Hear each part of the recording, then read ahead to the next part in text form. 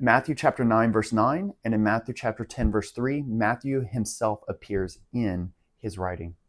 The audience, again, predominantly Jewish audience, purpose was for all of the Old Testament that pointing out that it was all moving and pointing to and promising the coming of Jesus.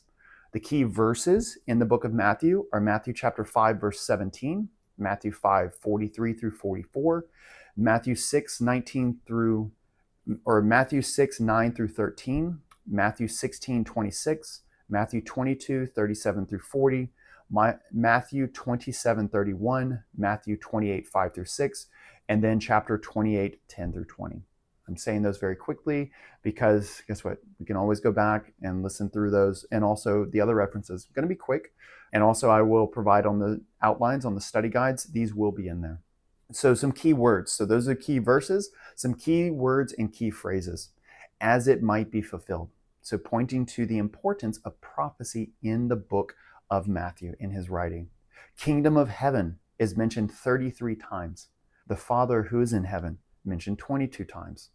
Son of David 8 times. All of these are very important to a Jewish audience. And an interesting thing for me, it is a very simple word. But it's just a minute thing. It's very interesting for me, is that the word then, at that time, or from that time, it's used 90 times by Matthew. But here's the important thing. Again, that's just a common word, right? But it's very rare that any of the other gospel writers use that word. It's very rare. They very seldomly. And a lot of that has to do with Matthew himself. Matthew was a tax collector. Matthew had to write detailed accounts of interactions with people and what people would say.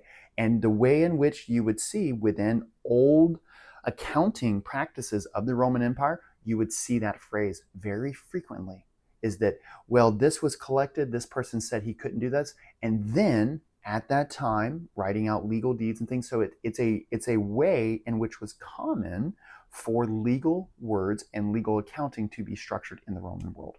And guess who was the only one who was taught and trained and fluid in that way? It was Matthew. So again, just so much support. It is